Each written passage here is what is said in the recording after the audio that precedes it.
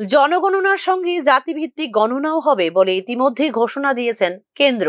বুধবার কেন্দ্রীয় মন্ত্রিসভার বৈঠকের পর এই সিদ্ধান্তের কথা জানিয়েছেন রেলমন্ত্রী অশ্বিনী বৈষ্ণব।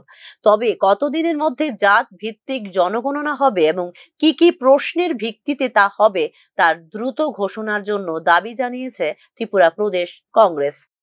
জনগণনা তো হবে, কিন্তু সেটা কতদিনের মধ্যে এই জাত ভিত্তিক জনগণনা করে ঘোষণা দেওয়া হবে এবং কি কি ক্যাটাগরি এখানে রাখা হবে, কোন কোন প্রশ্ন রাখা হবে, এগুলো যাতে সরকার অতি সত্বর যাতে ঘোষণা করে।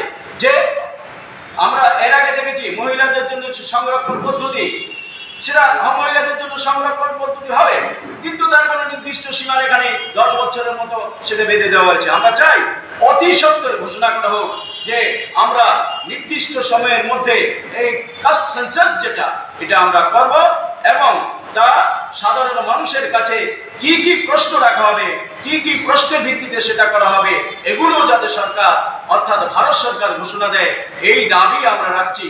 মহিলা সংরক্ষণের ক্ষেত্রে 50% রিজার্ভেশনের ঘোষণা দেওয়ার পরও এখনো পর্যন্ত তার কোনো ফর্মুলায় বের করতে পারেনি কেন্দ্রীয় সরকার।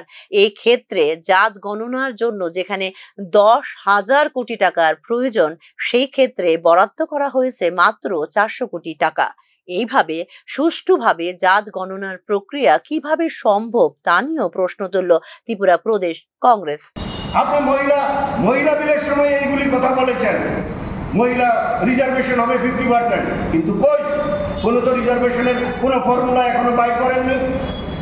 আপনি কাস্ট সেন্সাসের সময় বলেছিলেন 8,250 কোটি টাকা লাগবে 2021-এ, কাজেই করা যাবে না, কিন্তু আজকে দেখা গেছে আপনি সেন্সাস অফিসে মাত্র প্রায় 400 কোটি টাকার মতো দিয়েছে। তাহলে এই 400 কোটি টাকা দিয়ে তো কাস্ট সেন্সাস ভালোভাবে হবে না। আপনাকে বাজেট বরাদ্দ যে করেছেন এই টাকায় হবে না। আপনাকে বিস্তারিতভাবে প্রতিটা পয়েন্ট নিয়ে প্রতি অ্যাডমিনিস্ট্রেশন প্রতিটা লুক লাগিয়ে সব কিছু করতে হলে কমসে কম 10,000 কোটি টাকার প্রয়োজন। তো আপনি এইগুলি বরাদ্দ করুন এবং ডেডলাইন দিন কবে করবেন আপনি, এবং সবগুলি পয়েন্ট আনতে হবে। বেসরকারি ক্ষেত্রে রিজার্ভেশন করতে হবে, বেসরকারি ক্ষেত্রে SC, ST, OBC মাইনরিটির যে দাবি আছে সেই দাবিগুলো আপনাকে পূরণ করতে হবে। এই পয়েন্টগুলি আপনাকে যত তাড়াতাড়ি সম্ভব আপনি একটা ফরম্যাট আপনি ভারতবর্ষের মধ্যে জনগণের সামনে তুলে ধরুন। ভারতে শেষবার বর্ণশুমারি করা হয়েছিল 1931 সালে, যখন ব্রিটিশ শাসনের অধীনে ছিল ভারত। 2011 সালে অনুরূপ একটি জরিপ করা হয়েছিল, কিন্তু ভুল এবং অসঙ্গতির কারণে কখনো দিনের আলো দেখেনি এই জরিপ। মাত্র 7% উচ্চ জাতের দ্বারা শাসিত হচ্ছে দেশ। তাই ভারতের 70% জনসংখ্যার জাত ভিত্তিক আদমশুমারির দাবি করে আসছে JDU, RJD, SP, BSP, RJD, DMK এবং বামপন্থী সহ অন্যান্য রাজনৈতিক দলগুলি।